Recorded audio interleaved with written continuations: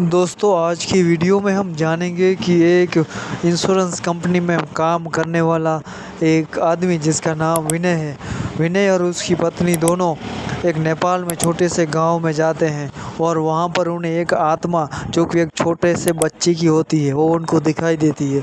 इस पर पूरी कहानी बेस्ड है, तो अंत तक आप बने रहें दोस्तों।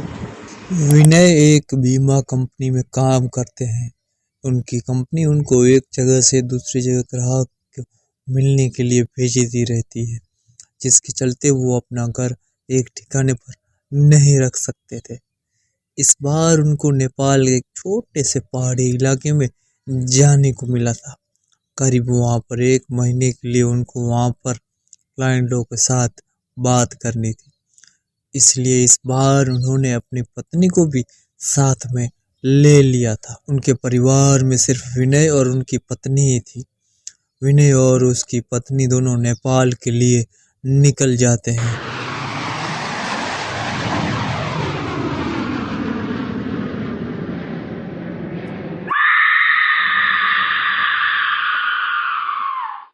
वैसे भी ठंड का मौसम था और नेपाल में ऊपर से बहुत ज़्यादा तेज बर्फ भी गिर रही थी। वो लोग जैसे तैसे करके अपने घर पर पहुंच जाते हैं।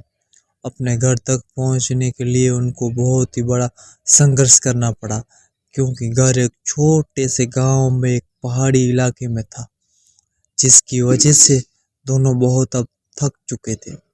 करीब रात के 12:30 हो चुके थे। जहां वो रह रहे थे वहां दूसरे घर एक दूसरे से थोड़ी दूरी पर थे। के अंदर आने की बेचारा गुहार लगाता रहा, पर किसी ने भी उसकी गुहार नहीं सुनी। ठंड की वजह से सब अपने घर में ही बैठे हुए थे।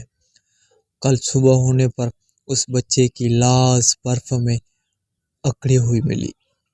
आज भी कभी जोरों से बर्फ की आंधी आती है तो उस आत्मा सबके घर के पास आती है और गुहार लगाती है। ये सब बातें सुनकर दोनों पूरी तरह से हैरान हो गए, लेकिन वो वहां 1 महीने तक रहने वाले थे।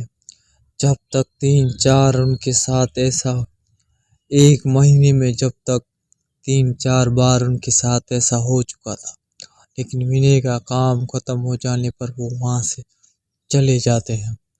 पर विनय की पत्नी में दिमाग में एक रहस्य हमेशा बना रहा कि उस घटना के बाद जो बच्चा उसे रोज घर पर देख रहा था उसे पर विनय की पत्नी के दिमाग में एक रहस्य हमेशा बना रहा कि उस घटना के बाद जो बच्चा उसे रोज उसके घर के बाहर दिखाई देता था, वो उसके बाद कभी भी उसे नहीं दिखाई दिया। तो दोस्तों ये कहानी आपको कैसी लगी? अगर ये कहानी आपको अच्छी लगी हो तो इस वीडियो को फौरन लाइक कर दें। चैनल पर नए हैं तो चैनल को फौरन सब्सक्राइब कर दें।